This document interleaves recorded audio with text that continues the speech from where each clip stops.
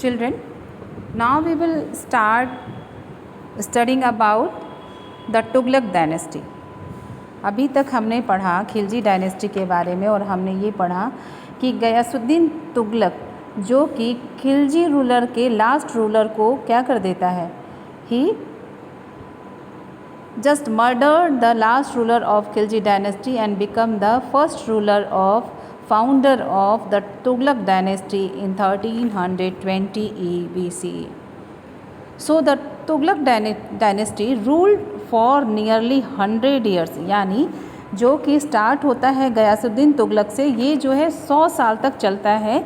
And Ghiyasuddin Tughlaq, Mohammad bin Tughlaq and Firoz Shah Tughlaq were the 3 main rulers of this dynasty. यानी इस Tughlaq dynasty के 3 main rulers कौन से थे? Ghiyasuddin Tughlaq who was the founder, Mohammad bin Tughlaq and the Firoz Shah Tughlaq. Ghiyasuddin Tughlaq from 1320 to 1325 CE. Ghiyasuddin Tughlaq built Tughlaqabad. उसने क्या बनवाया? Tughlaqabad. It was a new city near Delhi. आज भी कुछ उसके नाम और अवशेष हैं. Important events of his reign were, क्या क्या था उसके गयासुद्दीन तुगलक के टाइम में? Let us talk about expansion of the boundary of the Sultanat, annexation of Warangal completely and Bengal partially. यानी क्या किया? वारंगल पे तो पूरा अधिकार कर लिया और बंगाल पे थोड़ा अधिकार किया. यानी अपनी जो सल्तनत है उसकी बाउंड्री को उसने बढ़ाया. किसने? गयासुद्दीन तुगलक ने. Construction of canals to improve irrigation, यानी he was little bit caring about the people also, so he constructed canals and to improve the irrigation. यानी नहरों का निर्माण करवाया. किस लिए? सिंचाई की सुविधा के लिए. He strengthened the सल्तनत by crushing rebellions. rebellions पे उसने पूरी तरह से कंट्रोल किया. He died when pavilion built for his reception collapsed on him in 1325 CE. He was succeeded by his son Jona Khan, who assumed the title of सुल्तान मोहम्मद बिन तुगलक. यानी उसकी death के बाद कौन उसका जो है सक्सेसर बनता है? He was the Jauna Khan. बाद में वो किस नाम से फेमस होता है? सुल्तान मोहम्मद बिन तुगलक. अब यहाँ पे एक क्वेश्चन आता है बच्चों, अक्सर रिपीट करता है, हु वॉज जोना खान और What is the another name of सुल्तान मोहम्मद बिन तुगलक? तो ये 2 चीज़ें आपको माइंड में रखनी है. Now we will talk about Mohammad bin Tughlaq. His reign was started from 1325 to 1351. So children, Muhammad bin Tughlaq was a great patron of learning. Okay. He himself was a knowledgeable person. He was well versed in astronomy, poetry, philosophy and mathematics. यानी ये कहा जा सकता है कि वो वीर और साहसी होने के साथ साथ विद्वान भी था. कौन? We are talking about Mohammad bin Tughlaq. He was a very powerful ruler. He had a high sense of justice and had an open and progressive mind. यानी न्यायप्रिय भी था.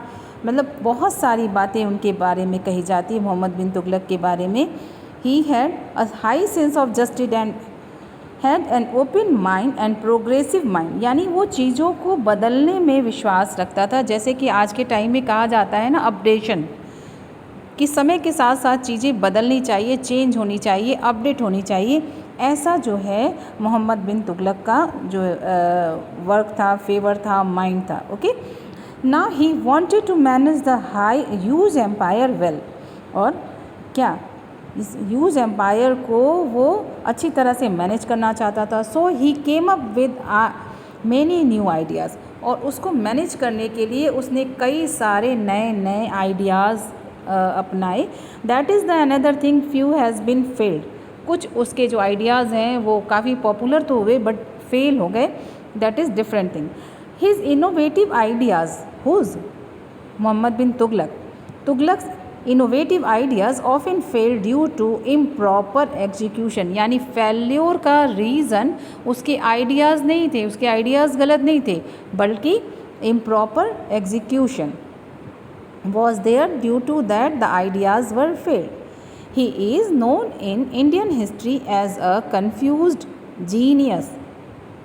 Have you got the meaning of confused genius? He was a genius but little bit confused on some places. Okay, so please underline confused genius. He is known in Indian history. Who is Muhammad bin Tughlaq is known as confused genius in Indian history. Ibn Battuta, a visitor in court of Muhammad bin Tughlaq, has given a detailed account of his reign.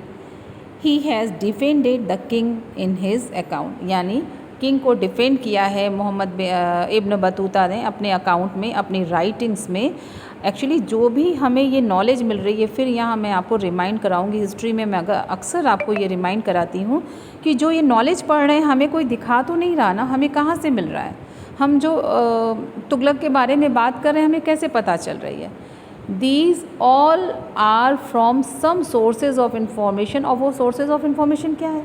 Some writing, some accounts, some inscription, some buildings. ठीक है, ये सारे तो यही यहाँ पे बता रहा है. इब्न बतूता की राइटिंग में उसने मोहम्मद बिन तुगलक को डिफेंड किया है. इस मीन्स उसकी आलोचना नहीं की है. Okay, now some steps of Mohammad bin Tughlaq. उसने क्या स्टेप लिए थे? So first is the taxation in Doab. अभी आपने पढ़ा था कि दोआब एरिया क्या था? The area that is related to Ganga Yamuna river. Which area is called Doab? The area between the Yamuna and Ganga is called Doab. तो उसने क्या किया? The Doab was the most fertile region. पिछले वीडियो में भी मैंने आपको बताया था कि बहुत ज़्यादा फर्टाइल था, बिकॉज ये गंगा और यमुना के बीच का एरिया था.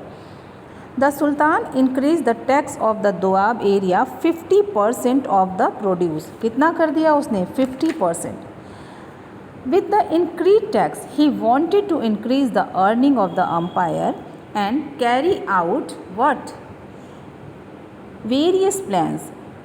तो क्या करना चाहता था? वो चाहता था कि उसकी सोर्स ऑफ इनकम इस लगान से, इस टैक्स से बढ़ जाए, ताकि वो बहुत सारे अपने प्लान को एग्जीक्यूट कर सके. So what happened there? He also required money to introduce new crops, but the time chosen to increase the tax was wrong as it was the time of severe famine. यानी जिस समय उसने tax apply किया, लगाया, उस समय क्या हुआ? बहुत ही ज़्यादा सूखा पड़ गया, drought.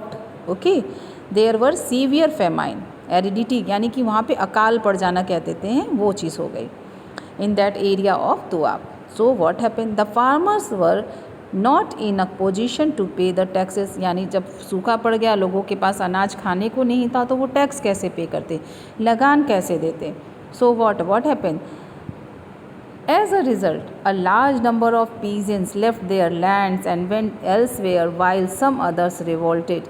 As a result, the Sultan finally discontinued the taxes. Actually, सुल्तान ने क्या किया था? टैक्स कलेक्ट करने के लिए कुछ ऑफिशियल्स लगाए थे. That officials were very cruel and they were not informed to the Sultan about the famine and the situation.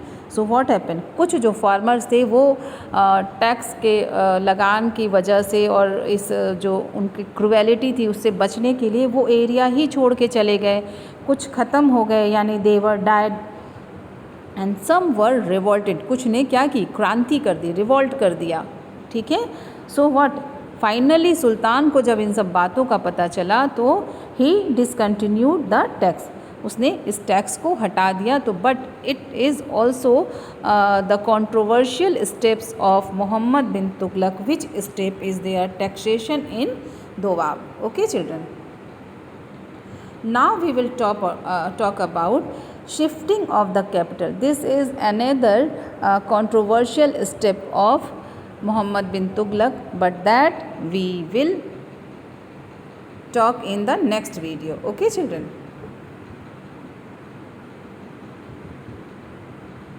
So thank you so much beta.